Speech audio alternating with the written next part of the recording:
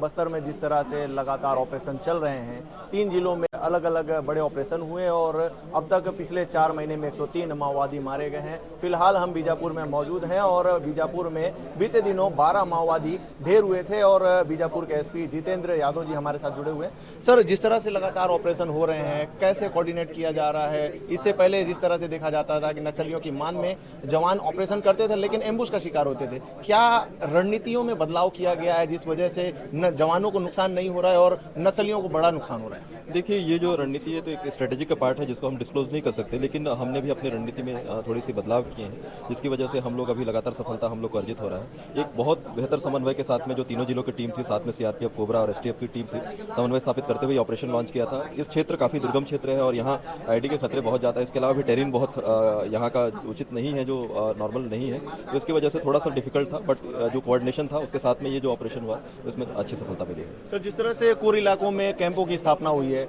Operation में कितना सहायक होता है कैंप, इसके बारे में बताइए, क्योंकि लंबी दूरी तय कर जवान पहुंचते थे और कहीं ना कहीं इन चुनौतियों की वजह से जवान थक जाते थे और एम्बुश में फंसते थे। देखिए, जो ये नए कैंप खुले हैं उनका काफ़ी फ़ायदा है, वहाँ से हम लोग को ऑपरेशन लॉन्च करने में काफ़ी फ़ायदा मिलती है। इसके अलावा डेवलपमेंटल जो चीज़ें होती हैं उसमें फ़ायदा मिलता है, जिसमें लोगों का जुड़ाव जो है आम मुख्य धारा से ज़्यादा होता है। तो ये कैंप का कहीं ना कहीं बहुत ही ज़्यादा हम लोग को फ़ायदा मिलता है, जिस पर से ऑपरेशन लॉन्च होते हैं। जो ग्राउंड जीरो से सामान बरामद किए गए हैं उनमें जवानों की कॉम्बैट वर्दी के थान मिले हैं और नारायणपुर में भी इस तरह के थान देखने को मिले थे। तो कहीं ना कहीं जवानों की हूबहू ड्रेस पहनकर जवानों को डाइवर्ट करने का प्रयास, गुमराह करने का प्रयास, बड़ा नुकसान पहुंचाने का प्रयास कर रहे हैं, क्या लग रहा है? देखिए, ये तो उनकी एक टैक्टिक्स है जो लगातार चेंज होती रहती है। इसके पहले भी हमने कई बार जब हमारे ऑपरेशंस में हमने देखा था कॉम्बैट यूनिफॉर्म में, तो ये एक उनके टैक्टिक्स का पार्ट है जिसमें छद्म रूप लेकर जवानों को भ्रम में डालना, दिग्भ्रमित करना और उनके ऊपर फिर हमला करना। ये एक उनकी चाल है जिस पर अभी जो हाल में जो इस मुठभेड़ में देखने को मिला था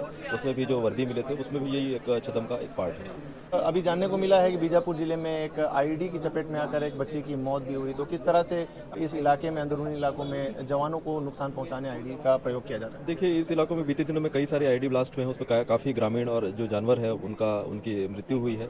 और कल भी एक हमें सूचना मिली थी जिसमें मल्लूर के क्षेत्र में एक आईडी ब्लास्ट में एक महिला जिसकी मृत्यु हो गई है। हम गाँव वालों से संपर्क कर रहे हैं ताकि वो उसको रिपोर्ट करें और उस पर हम लोग उचित वैधानिक कार्रवाई कर सकें और जो पुनर्वास नीति है उसके तहत भी जो मुआवजा राशि मिलता है, जो तेंदुपत्ता जो मुआवजा राशि मिलता है उसको हम उनको प्रदान कर सकें। नारायणपुर जिले से सर जेसीबी बरामद हुआ था और दंतेवाड़ा जिले में जो बीजापुर और दंतेवाड़ा इलाका है वहाँ पर बंकर भी बरामद किया गया था नक्सलियों का। तो क्या आने वाले समय में ऐसे जंगलों में छुपने के लिए बंकर, बीजापुर जिले में इस तरह की कोई सूचना आ रही है? देखिए, 2 महीना पहले ही शायद एक जो खुलासा हुआ था जिसमें बीजापुर के जो नदी के उस पार बंकर जो मिले थे उसमें, तो इस प्रकार का मिल सकता है, इसमें कोई दो मत नहीं है, क्योंकि नक्सलियों की रणनीति समय के साथ में और ऑपरेशन प्लान के साथ में चेंज होती रहती है, तो उसमें कोई दो मत नहीं है कि इस तरह के बंकर मिलेंगे।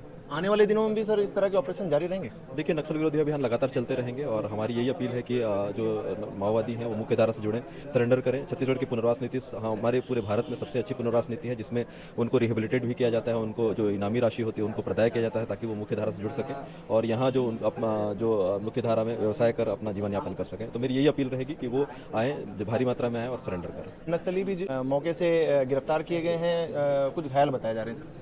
देखिए, कुछ जो वहाँ जो नक्सली थे वो ग्रामीण वेशभूषा में थे जिनको गिरफ्तार किया गया है और उनको पूछताछ के बाद आगे वैधानिक कार्रवाई की जाएगी। तो ये थे बीजापुर के एसपी जितेंद्र यादव सर और आपने सुना कि किस तरह से बीजापुर के अंदरूनी इलाकों में ऑपरेशन चल रहा है। फिलहाल के लिए इतना ही, धन्यवाद।